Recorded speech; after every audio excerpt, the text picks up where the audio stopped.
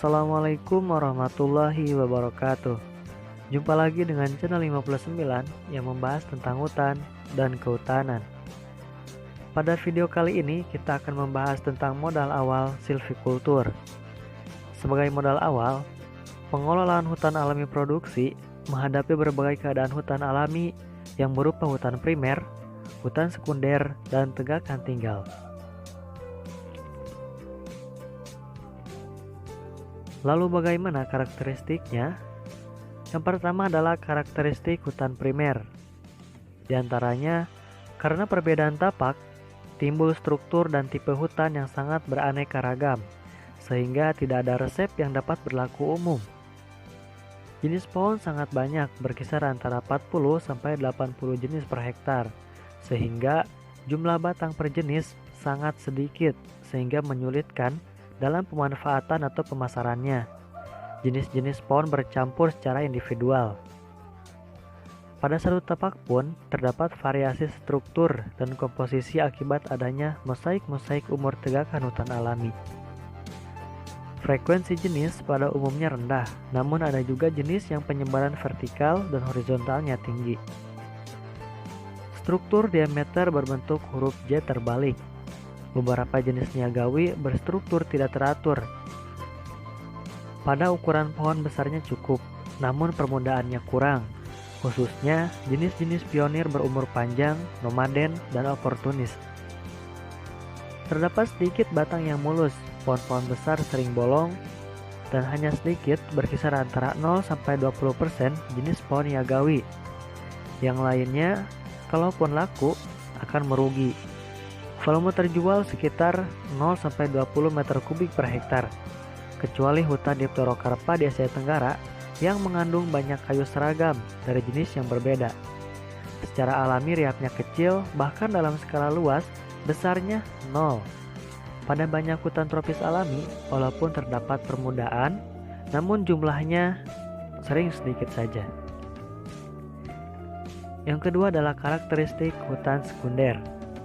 Apa itu hutan sekunder? Hutan sekunder adalah fase pertumbuhan hutan dari keadaan tapak gundul karena perubahan secara alami ataupun karena ulah manusia sampai menjadi klimaks kembali. Tidak benar bahwa hutan sekunder tidak lagi alami. Yang benar adalah istilah hutan alami sekunder. Untuk membedakannya dari hutan alami primer, sifat-sifat hutan sekunder dirinci berikut ini.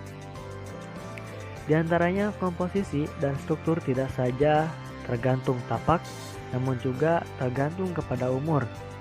Tegakan muda berkomposisi dan berstruktur lebih seragam dibandingkan hutan aslinya. Tak berisi jenis niagawi, jenis-jenis pohonnya berkayu lunak, ringan, tidak awet, kurus dan tidak laku. Persaingan ruang dan sinar yang intensif sering membuat batang bengkok. Jenis-jenis kayunya pun cepat gerowong. Riap awalnya besar dan kemudian lambat laun semakin mengecil. Karena struktur, komposisi dan riapnya tidak akan pernah stabil, sulit merencanakan pemasaran hasilnya.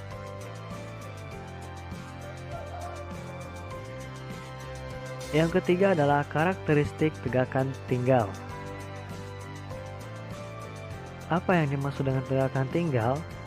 Tegakan tinggal adalah tegakan hutan alami setelah tebang pilih.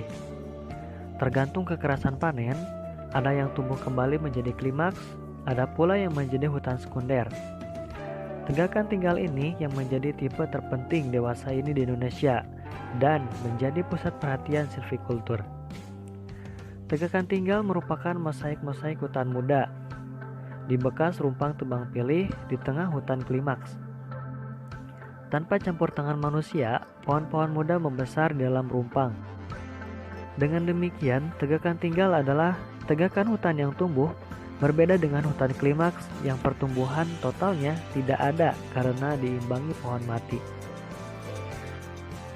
Di Kalimantan, pemanenan kayu dengan sistem tebang pilih di hutan primer yang menebang pohon besar sebanyak 10 batang per hektar ternyata mengurangi kerapatan pohon setengahnya, yaitu dari sekitar 500 batang per hektar menjadi sekitar 250 batang per hektar.